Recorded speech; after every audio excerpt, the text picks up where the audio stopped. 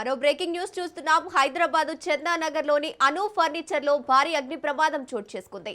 Showroom లోని furniture కారణంగా మంటలు వేగంగా వ్యాప్తించాయి. దట్టమైన పొగ పరిసర ప్రాంతాలను కమ్మేసింది.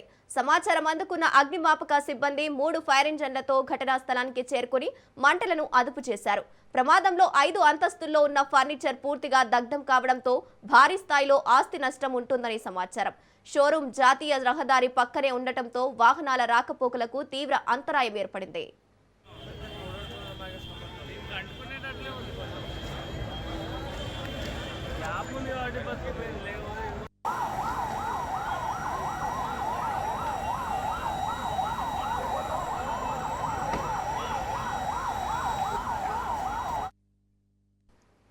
హైదరాబాద్ చందానగర్ లో అను ఫర్నిచర్ లో భారీ అగ్ని ప్రమాదం చోటు చేసుకుంది.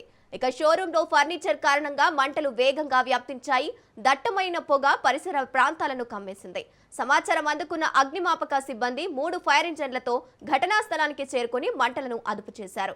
ప్రమాదంలో 5 అంతస్తుల్లో ఉన్న ఫర్నిచర్ పూర్తిగా దగ్ధం కావడంతో భారీ స్థాయిలో ఆస్తి నష్టం ఉంటుందనే సమాచారం. షోరూమ్ జాతీయ రహదారి పక్కనే ఉండడంతో వాహనాల రాకపోకలకు తీవ్ర అంతరాయం ఏర్పడింది. రైట్, ఇక ఇదే అంశానికి సంబంధించి పూర్తి డీటెయిల్స్ మా ప్రతినిధి పవన్ ఫోన్ ఇన్ ద్వారా అందిస్తారు.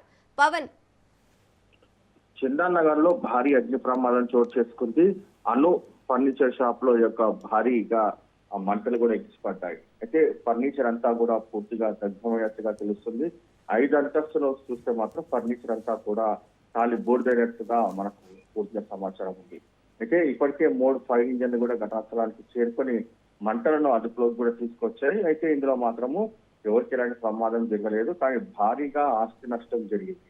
అయితే ఎంత ఆస్తి నష్టం జరిగింది అనేది మాత్రం ఇంకా చాలా వేరే పరిస్థితిలో ఉన్నారు. కానీ ప్రజెంట్ మాత్రము ఇది మెయిన్ రోడ్ పైన ఉంది కాబట్టి ఇందులో భారీ అగ్ని ప్రమాదం ఎలా చోటు చేసుకుంది అనే దానిపైన కూడా పోలీసులు దర్యాప్తు చేస్తారు. మరోవైపు చూస్తే మాత్రం ప్రధానంగా షార్ట్ సర్క్యూట్ వల్ల జరిగింది అనే దానిపైన కూడా కొంత అనుమానం వ్యక్తం చేస్తున్నారు. అనుమానం నేపథ్యంలోనే దీనికి సంబంధించి దర్యాప్తు చేస్తున్నామని చెప్పి మరోవైపు పోలీసులు కూడా అంటున్నారు.